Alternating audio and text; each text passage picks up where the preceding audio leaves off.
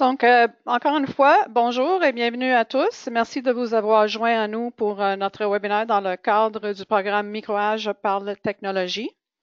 Aujourd'hui, on parle de la cybersécurité et quoi faire pour protéger votre entreprise. Mon nom est Maria Fiori, je suis le directeur du développement des affaires pour Microage et je suis accompagnée aujourd'hui par Anthony Guillaume, notre ninja du marketing. Avant de commencer, je veux juste vous signaler que vous pouvez demander vos questions tout au long du webinaire en utilisant la section questions de l'outil et nous allons les aborder à la fin de la présentation. Je voulais aussi mentionner que le webinaire est enregistré et vous sera envoyé un peu plus tard cet après-midi. Donc, je vais faire un petit survol sur Microage. Nous avons plus de 30 emplacements à travers le Canada. Nous sommes le plus grand réseau d'experts en informatique au pays et nous fournissons des services et des solutions à nos clients depuis 1981. Nous avons une grande passion pour la technologie, mais notre raison d'être, ce qui nous tient à cœur, c'est le succès de nos clients. Notre approche est de travailler avec vous pour identifier vos défis et pour vous fournir les meilleurs services et solutions qui sont adaptés à vos besoins, et ce, avec le soutien de nos professionnels dévoués et expérimentés.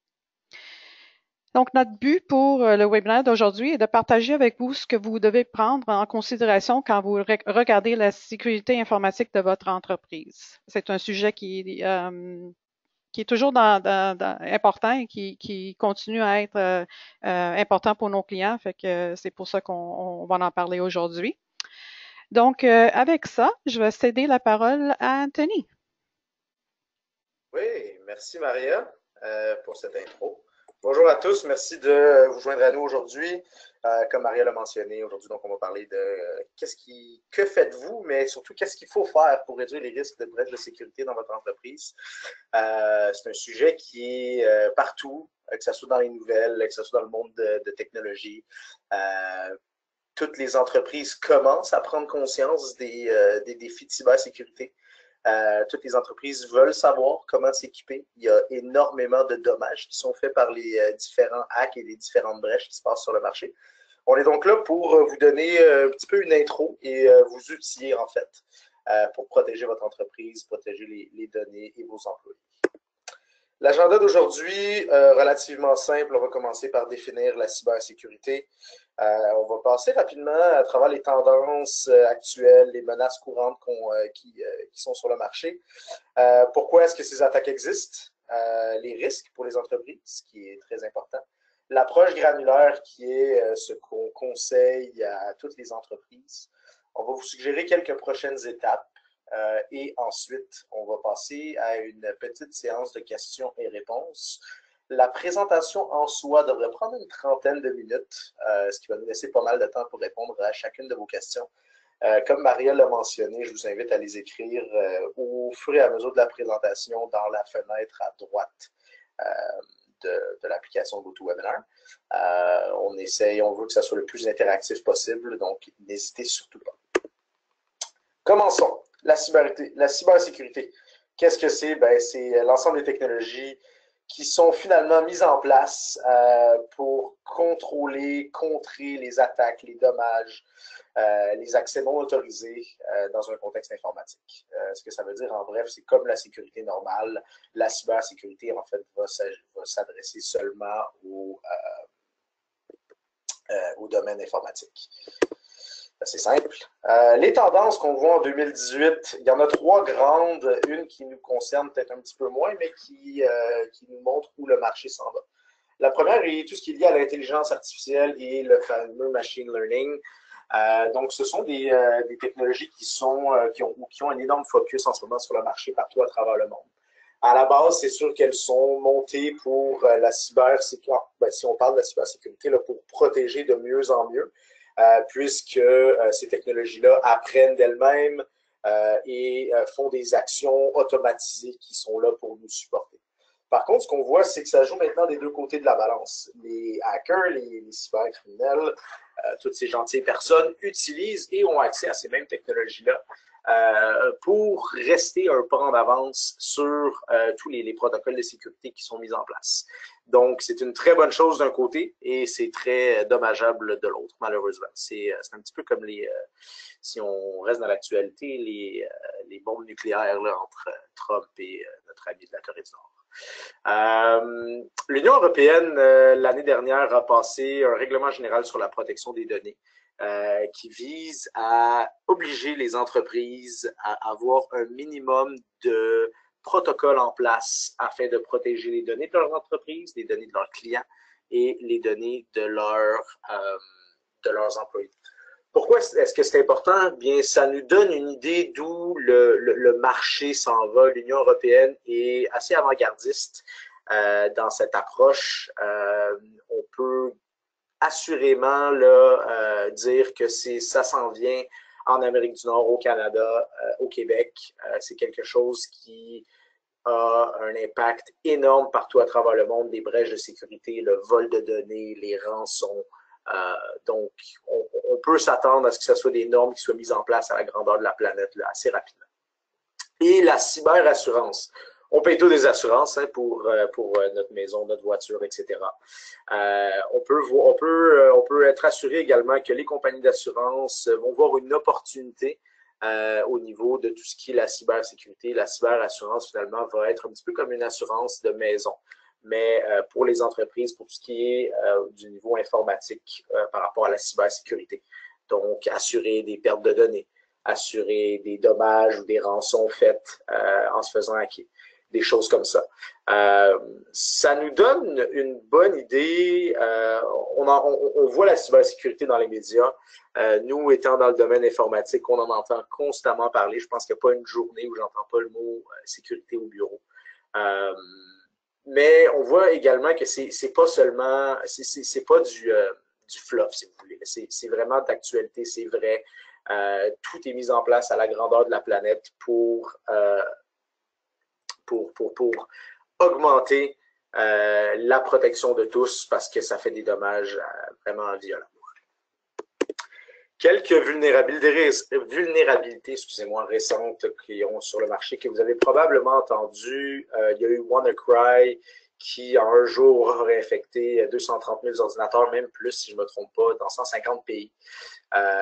Donc, ça a fait des dommages énormes. Il y a eu les dernières compromissions au niveau du Wi-Fi, donc tous les appareils équipés avec des cartes Wi-Fi pouvaient se faire hacker. Et si on est plus récent, là, puis même qui est encore à jour, il y a eu les fameux Meltdown et Spectre, qui sont une faille de sécurité qui ont été identifiées au niveau du CPU, là, donc la chip d'AMD, donc vraiment le cœur de votre ordinateur. Et présentement, c'est dommage à dire, il n'y a aucune patch parfaite pour ça. C'est-à-dire que tous les ordinateurs, ou presque, ont un risque de sécurité. Il y a des protocoles et des choses qui ont été mises en place par Microsoft, par certains grands de l'industrie, qui aident à aider finalement au niveau de la sécurité là, liée avec Meltdown et Spectre. Mais à ce jour, il n'y a pas encore de fixe qui a été partagé sur le marché. Au niveau de la sécurité, pour toutes les entreprises, il y a 3 facettes importantes. La première guide les 2 autres. La première est la prévention, ce qu'on aime appeler l'approche granulaire. Donc, c'est ce qu'on va couvrir plus tard dans quelques slides. La deuxième est la surveillance. Nous, on le fait grâce à nos services gérés. On va vous expliquer comment est-ce que l'un va dans l'autre. Et la troisième est la récupération.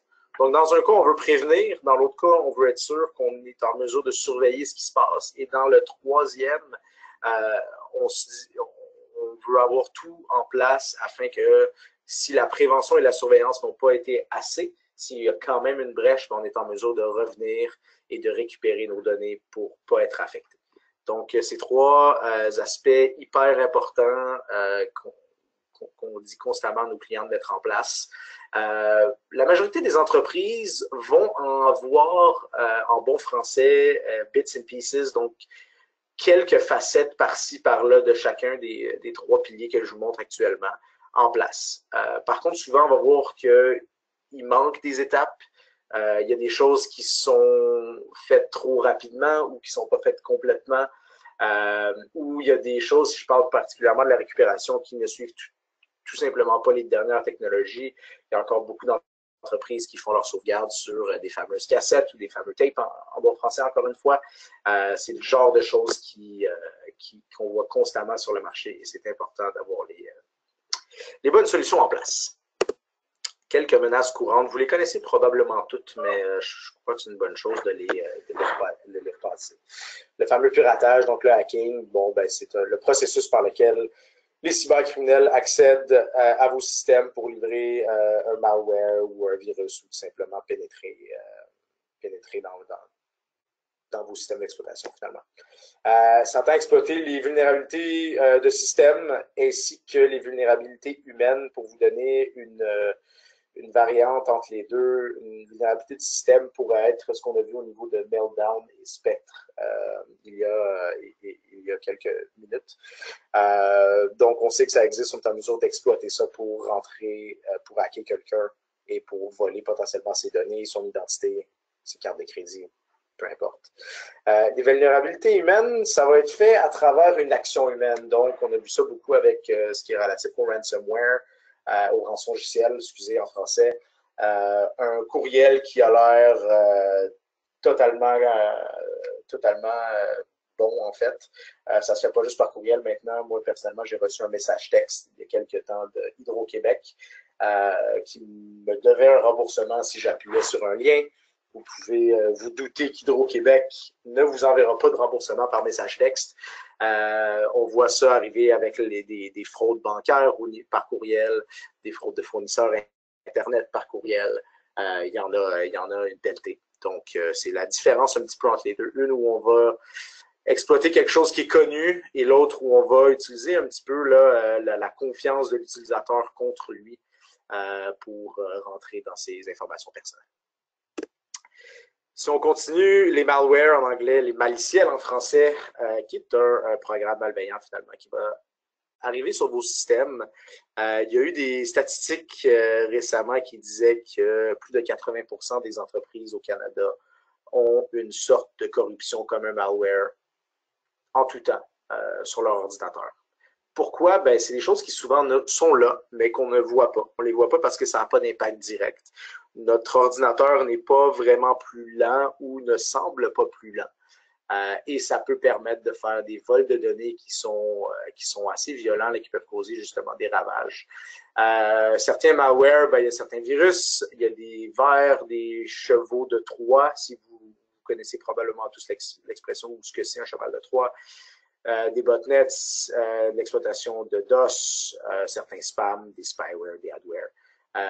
Beaucoup d'antivirus et d'anti-spam vont pouvoir vous aider avec ça. Ça ne protège pas par contre à 100%, donc c'est quelque chose qui est constamment là. Et on le voit constamment chez de nouveaux clients chez nous. C'est des choses sur lesquelles on agit rapidement. Parce qu'on ne s'en rend pas compte, c'est là, ça fait le travail que ça a à faire et nous, on est comme des victimes là, sans le savoir finalement.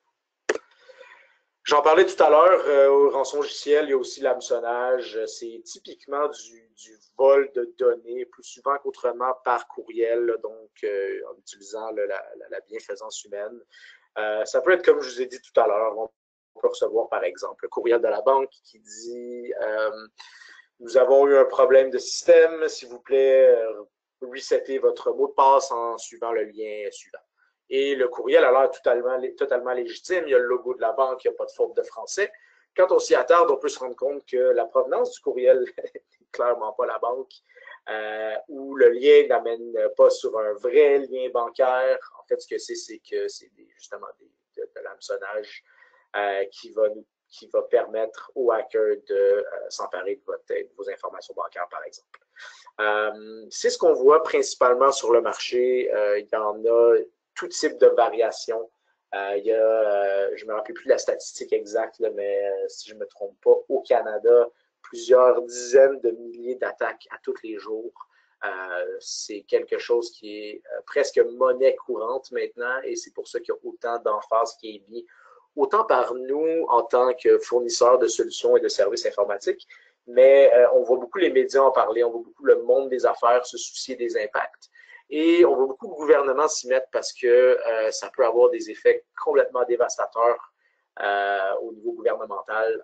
Je ne crois pas avoir besoin de vous expliquer pourquoi. Donc, si vous avez des questions par rapport à ces menaces-là, s'il y a des choses que vous voudriez faire ou si on peut clarifier quelque chose, n'hésitez pas à nous poser vos questions. Ça va nous faire plaisir. Pourquoi elles existent? Vous en doutez probablement, le point principal est souvent un gain financier. Les données, ça coûte cher, ça vaut cher, on peut les revendre, on peut les tenir en rançon pour avoir de l'argent. Il y a beaucoup d'hackers qui se font payer en bitcoins avec la hausse de valeur du bitcoin dernièrement. Vous pouvez voir qu'il y a une valeur assez énorme là, qui peut se passer.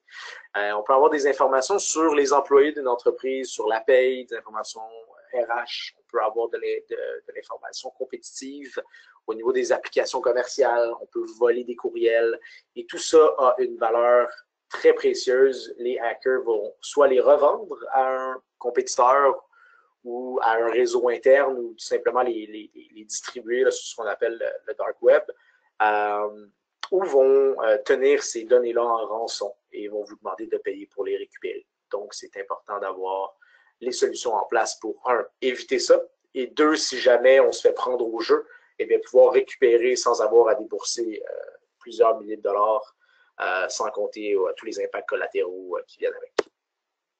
C'est aussi fait dans certains cas pour passer un message. Je ne sais pas si vous étiez au courant, il y a quelques années, Sony s'est fait hacker. Les soupçons mettent ça là, entre la Russie et la Corée du Nord. C'était suite à un film lié à Kim Jong-un, justement. Là. Et les hackers ne voulaient pas que ce film soit publié. Ont menacé Sony de publier des données importantes et ont dit qu'ils étaient dans les systèmes depuis plusieurs mois. Et c'était vrai quand le film, dans toute cette saga-là, finalement, le film qui s'appelle The Interview d'ailleurs, dans toute cette saga-là, ils ont publié les données confidentielles de Sony et on pouvait voir les salaires des exécutifs, on pouvait voir des courriels confidentiels, haineux et qui n'auraient pas dû être reçus de certains exécutifs de Sony. Les compétiteurs ont pu voir quels étaient les films et les plans futurs de Sony. Pour une compagnie de cette ampleur-là, je n'ai pas besoin de faire un dessin, ça a un impact assez bien. Et dernièrement, ce qu'on va voir sur le marché, c'est un défi intellectuel. Ces hackers-là, vous l'avez compris, là, ils sont brillants, ils savent ce qu'ils font. Et des fois, c'est simplement un défi pour eux de voir s'ils peuvent rentrer quelque part qui est si sécurisé, de voir s'ils peuvent se challenger entre organisations parce que ce sont des organisations. Donc, c'est principalement là, les trois raisons qui vont financer ou qui vont mener aux attaques qu'on voit sur le marché actuel. Les risques pour les entreprises, vous l'avez probablement compris, vous l'avez probablement lu. Il y en a plusieurs, je vais les mettre tout de suite. Donc, dans un premier temps, il y a des pertes de productivité et, désolé pour les S, on peut avoir un ralentissement pour nos systèmes, on peut avoir des pannes complètes, on peut avoir une corruption de données. On a donc plusieurs employés qui ne peuvent pas travailler. Ça peut coûter plusieurs milliers de dollars. Si on pense à, exemple, une firme comptable ou une firme d'avocats, par exemple, qui doivent facturer aux heures travaillées. Quand on n'est pas en mesure de travailler, en plus des salaires, on a de la facturation qui ne part pas. Il y a énormément de pertes d'argent, d'image et au niveau de la productivité également. Ça peut ternir l'image d'une entreprise assez violemment. Encore une fois, si je reste, j'aime bien ce sujet-là parce que je crois que ça s'adresse à tout le monde.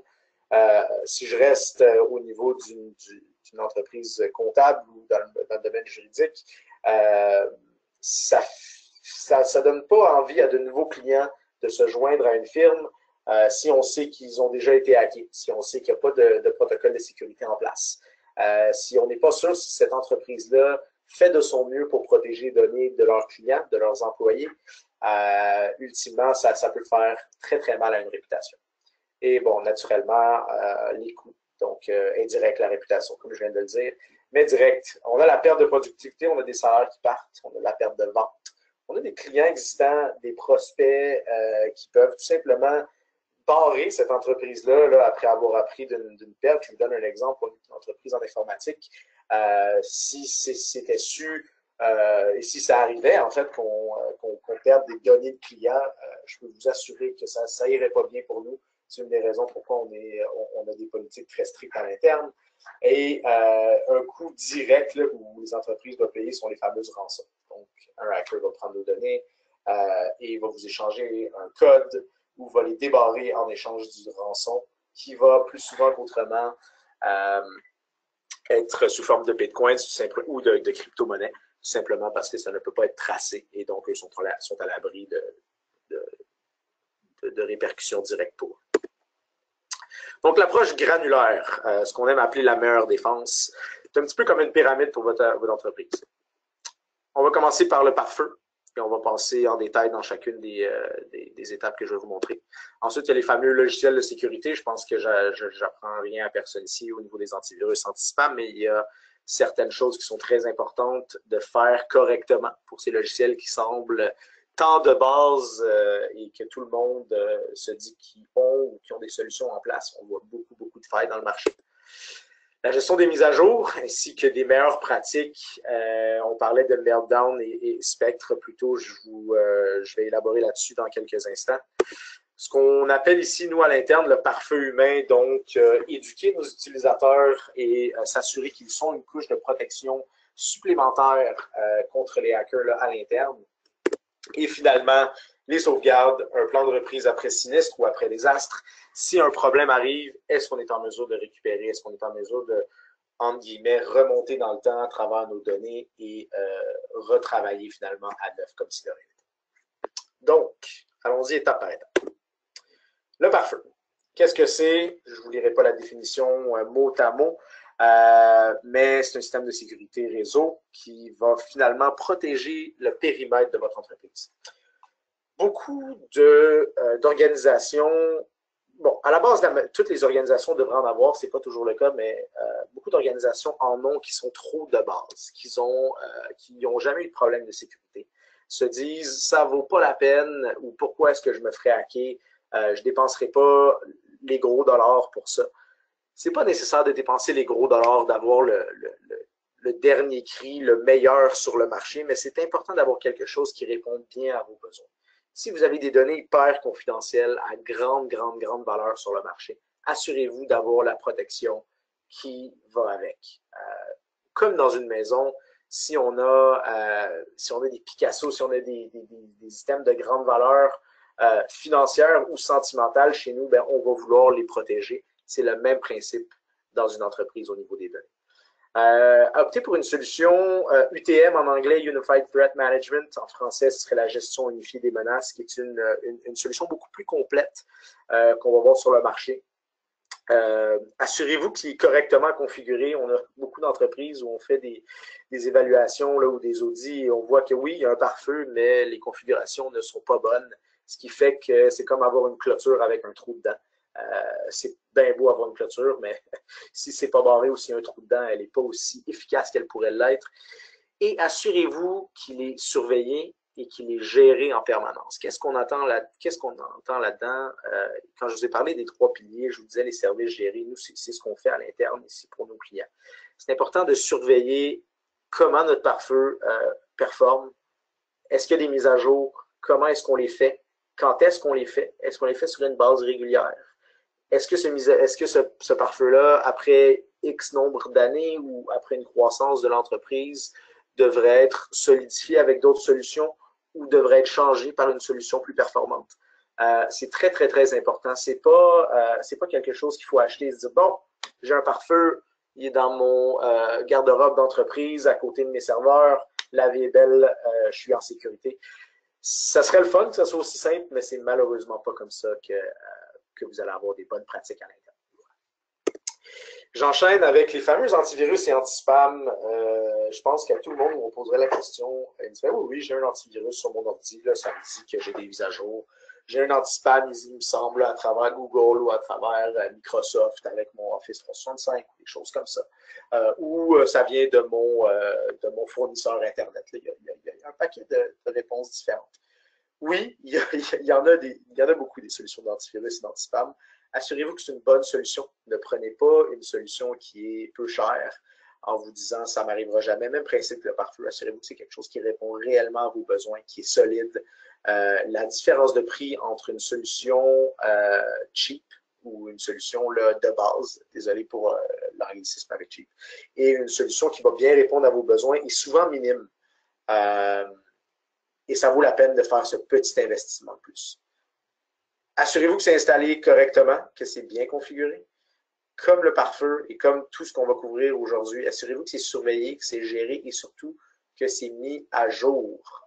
Il y a des mises à jour presque tous les jours, sinon tous les jours pour les logiciels comme ça. C'est important que ça soit fait constamment en entreprise.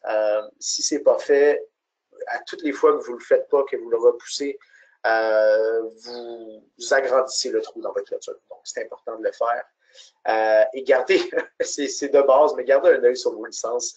On a des entreprises qui nous ont dit, oui, on a des antivirus à l'interne.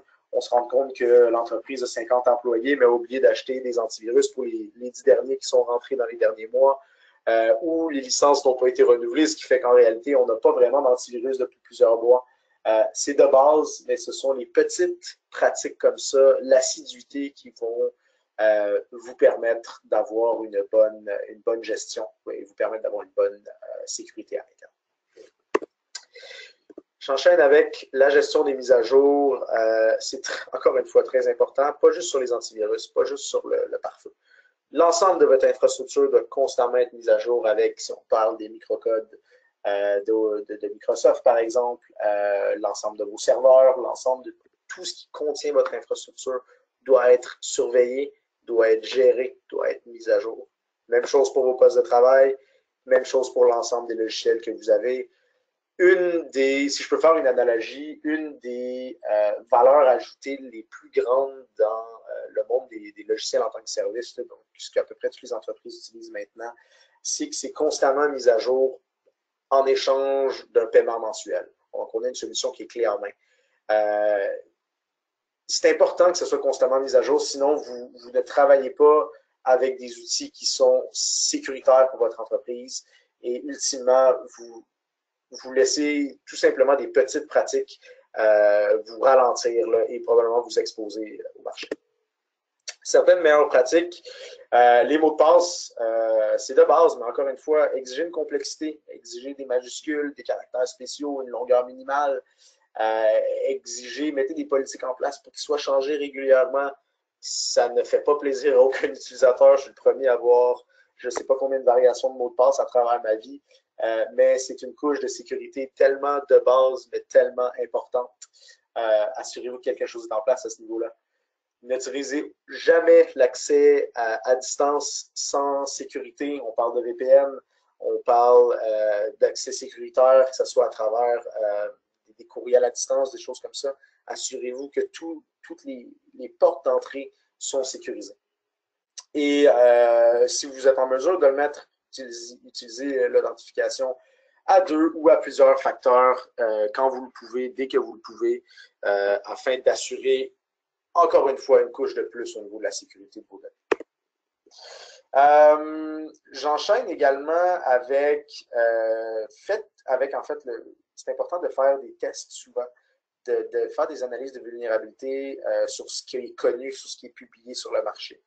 On encourage la majorité des entreprises à faire régulièrement des tests de pénétration ou en tout cas certaines formes d'audit de sécurité qui vont finalement être engendrées avec des attaques qui sont simulées, qui sont autorisées et qui vont nous enligner sur les lacunes potentielles, les failles auxquelles on n'avait pas pensé. Il y a certaines solutions gratuites d'ailleurs, si je parle pour nous, où on est à Laval, il Et pour le Grand Montréal, Microage offre une gamme finalement d'audits de sécurité. Là, ça va de gratuit jusqu'à des attaques par des hackers éthiques, tout dépendant de la complexité et l'importance de vos données. Donc, c'est des choses qu'on peut faire avec vous et ça vaut vraiment la peine de prendre le temps. Souvent, on se rend compte de petites failles qui ne coûtent pas grand-chose ou qui ne prennent pas beaucoup de temps à corriger. Mais si on ne le fait pas, vous connaissez tous l'expression « vaut mieux prévenir que guérir ». Croyez-moi, vous préférez prévenir que dealer avec les problèmes qui peuvent sortir de ces brèches. Et je parlais du Dark Web, j'en ai parlé brièvement là, il y a quelques instants, qui est finalement un Internet noir, si on veut, là, en traduction littéraire, où beaucoup de données et beaucoup de choses confidentielles sont partagées. C'est possible de surveiller le Dark Web et de faire des scans pour voir si vous avez des informations de carte de crédit, des mots de passe, des numéros de passeport, des numéros de vol, des choses comme ça qui se promènent. Je dis ça, puis on pourrait croire que, je suis convaincu qu'il y en a beaucoup en ligne qui ont dit « ça n'arrivera jamais ». Croyez-moi, on a fait des tests, ça arrive à peu près à tout le monde. C'est important d'avoir, à la limite, un partenaire pour nous aider là-dedans, sinon d'implanter des pratiques à l'interne pour, au moins une fois de temps en temps ou de façon régulière, savoir ce qui se passe et connaître comment le marché évolue. Le pare-feu humain, éduquer vos utilisateurs, je parlais tout à l'heure des exploitations qui se font par les hackers à travers les courriels. Il y a presque un tiers de toutes les brèches de sécurité qui résultent d'une erreur humaine. Qu'est-ce qu'on entend par là? Comme je l'ai dit tout à l'heure, un courriel de la banque qu'on reçoit et qu'on clique, en quelques secondes, notre ordinateur est barré, la personne a accès à nos données. Il ne faut pas nécessairement en vouloir aux gens. La majorité des gens ne sont pas sensibilisés par rapport aux risques sur le marché et ne savent pas comment détecter une attaque ou détecter quelque chose qui est suspicieux. Entraînez-les. Si vous cherchez des solutions pour les entraîner, nous avons des solutions pour vous aider à sensibiliser vos utilisateurs qui sont prouvés, qui fonctionnent extrêmement bien. C'est simple à faire et c'est une étape cruciale qui va vous permettre d'avoir ou de faire de vos utilisateurs, là, si on veut, des gardiens de sécurité de vos données. C'est très important parce que s'ils ne sont pas gardiens, à ce moment-là, ils sont comme le maillon faible, si on veut, de votre chaîne de sécurité. Donc, vous préférez qu'il soit l'un plutôt que l'autre. On a, bon, ça le dit, on a des programmes et on vous conseille fortement d'implanter des programmes à l'interne. Autant pour vos employés actuels que de vos nouveaux employés, ça devrait faire partie du cursus d'un nouvel employé, de savoir, voici les données auxquelles tu vas avoir accès, pourquoi c'est important, voici comment détecter certaines brèches qu'on a vues sur le marché, nous avons un programme en place, etc. C'est des choses qui peuvent être faites de façon très ouverte avec votre équipe. C'est des choses qui peuvent être faites aussi à titre de test, là, si on veut, un peu en secret, afin d'évaluer peut-être plus précisément où pourraient être vos failles si vous avez des employés qui pourraient être problématiques. Et croyez-moi, ça vaut fortement l'investissement. On a vu des rançons extrêmement chères. On a vu des choses qui auraient pu être évitées avec juste tout simplement un courriel où la personne aurait dû le fermer, mais a cliqué sur un lien et l'entreprise au complet a payé le prix. C'est pas quelque chose que vous voulez qui arrive dans votre entreprise, je vous le garantis. Le dernier, mais dans le moindre, qui est un peu en deux aspects, donc les sauvegardes. Assurez-vous que vous sauvegardez vos données et que vous savez où elles sont sauvegardées. Dans le meilleur des mondes, on va vous conseiller, chez Microage, d'utiliser un mix de deux solutions, soit nuage et local, donc une sorte de réplication dans le cloud, mais aussi un accès local, comme ça on a le meilleur des deux mondes. Assurez-vous, ça c'est une autre chose qui est de base, mais assurez-vous que vous surveillez, gérez, je vais changer le R pour le Z, et que vous testez les sauvegardes pour éviter toutes les surprises. On a vu beaucoup de clients, beaucoup d'entreprises qu'on a rencontrées qui avaient des backups là, en anglais, des sauvegardes en place. Mais finalement, ces sauvegardes-là n'étaient pas bien faites, ce qui fait qu'on avait une partie des données qui n'étaient pas utilisables ou l'ensemble des données qui n'étaient pas utilisables. Donc, finalement, on n'a pas vraiment de sauvegarde.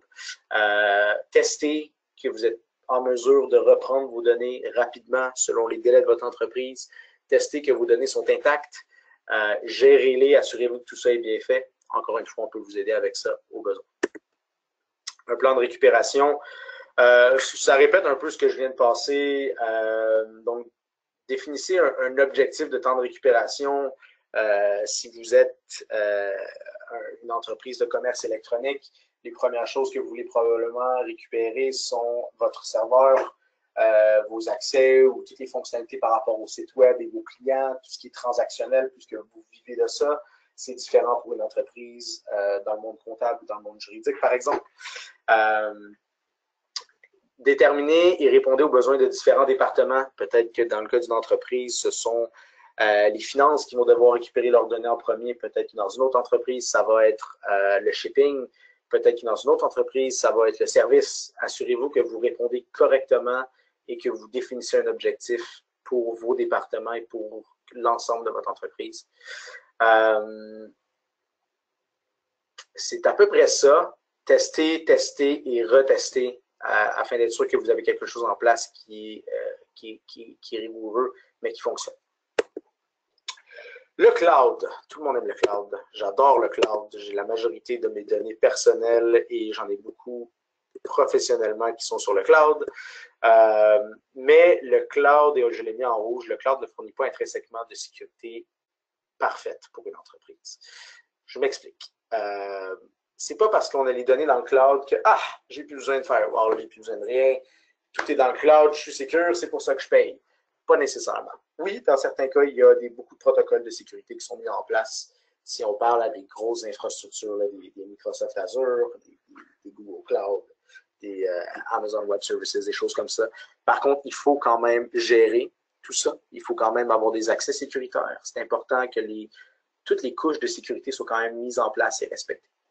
Dans le cas du cloud, on va toujours vous recommander d'avoir un double fournisseur si vous êtes 100% cloud. Si tout est cloud-based dans votre entreprise, assurez-vous que vous n'avez jamais de manquement au niveau Internet.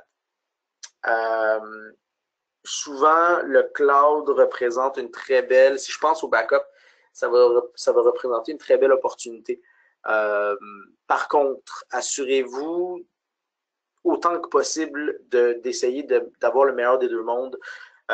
Si on parle de sauvegardes qui vont être faites sur le cloud, comme je l'ai dit plus tôt, assurez-vous potentiellement d'une sauvegarde locale également. Comme ça, on a le meilleur des deux mondes. Oui, en effet, dans certains cas, ça va coûter un petit peu plus cher, mais c'est encore une fois un investissement qui en vaut grandement, qui a une énorme valeur et que ça vaut la peine de débourser un petit peu plus, de prévenir un petit peu plus, mais s'assurer que l'entreprise n'est pas à risque. Pensez à votre système d'alarme, pensez à l'antidémarreur sur une voiture, des choses comme ça. C'est de base. Si on ne le fait pas et qu'on l'oublie, on fait juste s'exposer de plus en plus, finalement. Et donc, ce serait bien beau que je vous dise tout ça, mais si on ne peut pas vous aider, on est juste des journalistes, finalement. Donc, on peut vous aider. On a plusieurs solutions et services en place pour vous aider. Je vais les mettre et les passer une par une.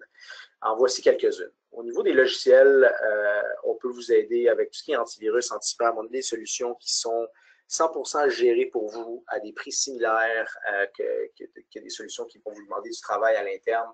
Ça va nous faire plaisir de les explorer avec vous. On est en mesure de faire des évaluations de sécurité pour vous et avec vous, en fait, tout dépendant votre budget ou l'importance que vous y accordez. On a des évaluations qui ont de très peu de coûts, même quasi gratuites, jusqu'à des tests de pénétration faits par des hackers professionnels. Et là, c'est une évaluation naturellement beaucoup plus pointue, mais va peut-être vous allumer certaines lumières rouges là, finalement à l'intérieur de l'entreprise. On est en mesure de vous aider avec toute votre infrastructure. Je parlais de pare-feu, je parlais de protéger votre périmètre, de protéger votre réseau. On est en mesure de faire l'ensemble du travail avec vous et ou pour vous. On est en mesure également de vous assurer une bonne gestion de vos sauvegardes, une bonne gestion de vos données, soit par une solution cloud, soit par une solution locale ou une solution hybride. Et on n'a pas une approche one size fits all. On s'assoit vraiment avec nos clients pour déterminer ce qui est meilleur pour lui et on va trouver la meilleure solution ou en fait où la solution qui va le plus refléter les besoins et ou le budget. On a un programme qui s'appelle, en haut à droite, Réfléchissez avant de cliquer, qui est un programme de test d'utilisateurs et de formation de vos utilisateurs qui va mettre en place plusieurs campagnes différentes sous différents angles et différentes stratégies pour sensibiliser vos utilisateurs. Ça va vous permettre de savoir quel utilisateur serait susceptible de créer une brèche et comment est-ce que je fais pour entraîner ces utilisateurs ou les éduquer à devenir finalement un gardien de sécurité. Dans le cas où vous seriez limité en termes de ressources TI, là, de personnes spécialisées de ressources TI à l'interne, on peut vous fournir des ressources sur place ou à distance pour vous aider avec vos projets, que ce soit de sécurité ou autre. On a des solutions cloud et des services gérés. Les services gérés vont consister à toute la surveillance et toute la proactivité par rapport à la gestion de votre infrastructure, vos logiciels, vos postes de travail, vos données. Donc, tout ça va s'imbriquer ensemble. Ce sont des choses qui sont disponibles une à une où on peut faire plusieurs mélanges pour accommoder vos besoins. C'est là où je fais mon petit pitch de vendeur, mais n'hésitez pas à nous contacter. Je suis convaincu qu'on peut vous aider à aller au moins une étape plus loin que votre situation en ce moment. Les prochaines étapes. Faites une évaluation. Si vous ne l'avez pas faite, je vous dirais au moins dans les 12 derniers mois, faites-en une rapidement. Ça évolue très rapidement. Il y a des coûts qui sont marginaux, qui valent la peine d'être investis. S'il y a des coûts, il y a certaines solutions, comme je l'ai dit plus tôt, qui sont quasi gratuites. Prenez conscience des lacunes existantes et surtout, établissez un plan d'action pour y remédier. Assurez-vous que, bon, on sait qu'on a des failles, donc si je prends mon analogie de la clôture, il y a des trous dans la clôture, réparons la clôture, mettons en place les bonnes choses pour protéger l'entreprise. Éduquer et entraîner vos utilisateurs, c'est souvent quelque chose qui est pas regardé ou qui n'est pas pris au sérieux, mais c'est très important. Comme je l'ai dit, ils sont souvent là, des liens de sécurité ou des gardiens de sécurité. Travailler avec un fournisseur de services, je n'aimerais pas. On en est peut-être un, on n'en est peut-être pas un. Mais on vous invite à travailler. Si ce n'est pas avec nous, avec un fournisseur de services que vous préférez, on ne vous en tiendra pas responsable. Ça sera sans rancune, mais travailler avec des personnes qui sont spécialisées dans le domaine pour vous aider. Et je crois que Maria va revenir parmi nous. Merci d'avoir écouté ma présentation. On a un livre électronique gratuit pour tous les participants qui se nomme l'ABC de la sensibilisation au risque de cybersécurité. Je pense que si on aurait voulu trouver un nom plus long, on n'aurait pas pu. On l'a fait faire exprès, Anthony. C'est ça, ça va être distribué à tout le monde. Je te laisse en parler, Maria. Oui, ben, dans le fond, vous allez recevoir un courriel après la présentation et là-dedans, il va y avoir le lien pour l'enregistrement du webinaire ainsi que le lien pour aller downloader, télécharger le livre électronique qui est dans le fond un petit, je dirais, ça définit tous les risques et ça vous donne aussi comment vous protéger de ces risques-là. Donc, oui, c'est un résumé, comme tu dis. Donc, Anthony, merci beaucoup. Ça a été très intéressant comme présentation. On a quelques questions qui sont rentrées. Il y en a deux, entre autres, de Lord. J'espère que je prononce votre nom correctement et sinon, je m'en excuse. Mais la première question qu'il demande, c'est qu'en est-il des gestionnaires de mots de passe qui sont désormais cloud? Bonne question. Écoutez, c'est bon pour simplifier votre vie. Ils sont hyper sécurisés, mais ça reste que les gestionnaires, ça va tout simplement être un carnet d'adresses, un agenda, si vous voulez, de vos mots de passe. c'est sécurisé. C'est à peu près, je dirais pas que c'est impossible, là, mais les chances sont assez minces que ces gestionnaires de mots de passe-là se fassent hacker. Mais la seule chose que je pourrais vous dire pour compléter ça, ce serait de quand même mettre à jour les mots de passe constamment. Ces gestionnaires-là vont se mettre à jour en même temps. Ces solutions-là sont prouvées sur le marché et sont sécuritaires. Donc, pas vraiment de risque à ce niveau-là, mais quand même, comment je pourrais dire, je cherche mes mots aujourd'hui. Ne croyez pas que c'est un set it and forget it là, en anglais. Ça prend quand même une certaine gestion humaine. J'espère que j'ai bien répondu, Lord. Sinon, n'hésite pas. Oui, oui, absolument. L'autre question, c'est le dark web étant large et peu commun à l'accès, comment procéder à cette surveillance? Appelez Microalge. On va vous aider avec ça. Je savais que tu allais dire ça, Anthony. C'est trop facile, je m'excuse. Oui, c'est trop facile, oui. Nous, on a certains liens privilégiés pour y accéder. Il existe des solutions en place pour, pas nécessairement y accéder, mais scanner vos données versus ce qui existe sur le dark web. Je t'encourage, c'est Lord, je crois, c'est ça encore? Oui. Je t'encourage à communiquer avec le Microalge le plus proche de chez toi, je trouve ça drôle à dire, et on va pouvoir t'aiguiller plus en détail là-dessus. Oui, mais c'est ça. Il y a des outils qui font la surveillance dont on a accès, dans le fond. Oui, exact. On a une question de Dominique. Le futur des attaques cyber semble vouloir s'attaquer davantage au hardware qu'au software. Comment peut-on se défendre contre ces attaques? J'aimerais ça lire dans le temps puis avoir une réponse toute faite. On peut tout simplement juste prévenir le plus possible, avoir les bons logiciels, les bonnes solutions en place, avoir des mises à jour constantes. Le hardware, en fait, tout ce que c'est un amas de données. Tout ce que les hackers veulent, c'est ça. À moins qu'ils utilisent vos ressources là, pour d'autres choses, c'est différent.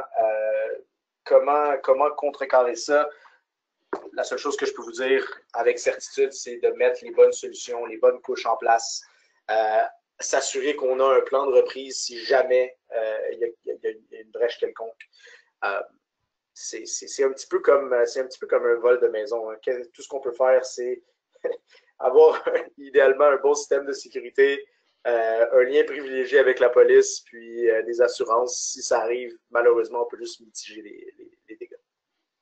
Oui, c'est ça, Dominique. C'est malheureux à dire, puis on aimerait ça dire autre chose, mais il y en a tellement, puis ils en sortent tellement à tous les jours que ça serait impossible de dire ça arrivera jamais. Donc, la meilleure chose, c'est, comme Anthony a dit, de mettre en place les bonnes couches et d'avoir un plan de reprise. Parce que si vous avez vos sauvegardes, si vous avez un bon plan, oui, ça va impacter votre entreprise, mais ça va être minime.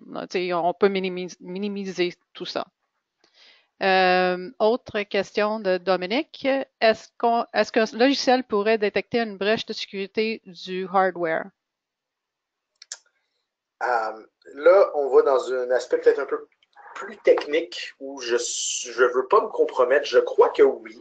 Je crois que les logiciels vont pouvoir nous pointer où sont les failles. Après, ces logiciels-là vont nous permettre de les identifier, mais pour y remédier, c'est là où des services gérés comme les nôtres vont rentrer en cause. Un logiciel ne pourra pas faire tout le travail tout seul. Il va souvent y avoir des actions nécessaires.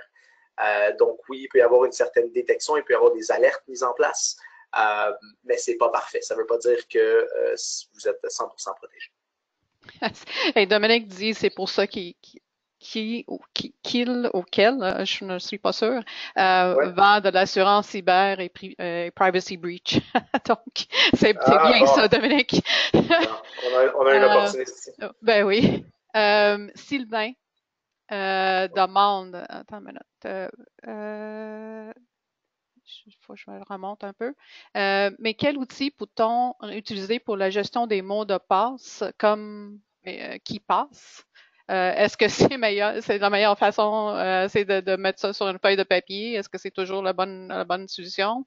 Euh, La gestion des mots de passe, c'est malheureusement ou pas là, une game de mémoire, là, si on veut. Les gestionnaires de mots de passe, tout ce que ça va faire, comme je l'ai dit, c'est que ça va être comme une feuille de papier sur le cloud, finalement, où il y a certains navigateurs Internet comme Google Chrome, là, dans mon cas, qui, selon mes profils, là, j'ai un profil personnel, j'ai un profil professionnel, et va retenir mes mots de passe. Ça c'est pas une couche de sécurité, c'est tout simplement une facilité pour l'utilisateur de ne pas avoir à s'en souvenir puis d'avoir de l'automatisation. Ce qui est important au niveau de la gestion des mots de passe, c'est d'exiger une certaine complexité. Ça peut être des majuscules, des chiffres, des lettres, des caractères spéciaux et d'exiger qu'ils soient changés régulièrement. Comme ça, à toutes les fois, on va, je ne dirais pas améliorer la sécurité, là, mais on peut juste s'assurer ou mettre en place quelque chose qui est plus sécuritaire, qui est plus safe là, finalement pour l'entreprise. Le gestionnaire de mots de passe en soi, c'est vraiment juste un outil qui rend ça plus facile pour l'être humain. Il y a qui passe, il y en a, je ne sais pas combien il y en a sur le marché, il y en a plein. C'est ça. J'espère que j'ai bien répondu. OK. On a encore quelques minutes. On a une question de Michel qui dit à quel intervalle devrons-nous faire l'évaluation de notre sécurité? Ça va dépendre de plusieurs facteurs. Ça peut dépendre, exemple, avec la croissance d'une entreprise. Là, si jamais, je ne sais pas, vous grandissez énormément, vous avez des grosses différences de données, ou si vous achetez une autre entreprise, ou s'il y a des merges, des choses comme ça peut changer. De façon générale, on va conseiller à une entreprise de le faire, je vous dirais, quasi annuellement. Ça peut être annuellement, ça peut être aux 2 ans, ça peut être aux 18 mois. Idéalement, vous voudriez avoir quelque chose en place, je vous dirais, sur une base annuelle. C'est ce qu'on considère une bonne pratique. Ça peut être fait beaucoup plus souvent pour une entreprise qui veut mettre vraiment toutes les chances de son côté. Ça peut être fait aux 18 ou 24 mois pour une entreprise où il y a peu de changements et qui voudra peut-être moins investir. Je dirais que annuellement, c'est une bonne réponse. Oui, puis ça dépend aussi dans quel environnement vous travaillez. Il va peut-être avoir des entreprises où ils veulent regarder ça peut-être aux 6 mois parce qu'ils ont des données qui sont très privées, qu'il faudrait pas qu'ils les perdent. Ça fait que, ouais, c'est ça. Si je regarde pour nous, étant donné qu'on travaille avec des données de nos clients, souvent, c'est fait très, très, très souvent. Je ne connais pas la base parfaite, mais c'est plusieurs fois par année. Mais pour une entreprise, annuellement, ça peut être bien. OK.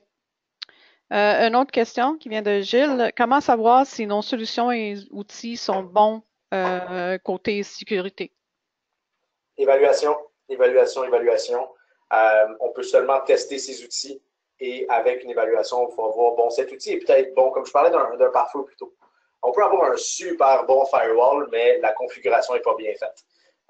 Et c'est seulement en testant, en faisant différents tests et différents tests de pénétration, justement, qu'on va voir, ah, ben, il y a un port qui n'était pas sécurisé ou qui était ouvert, qui ne devrait pas être ouvert. Où ce logiciel antivirus-là est super bon, mais ça fait 6 mois qu'on ne l'a pas mis à jour.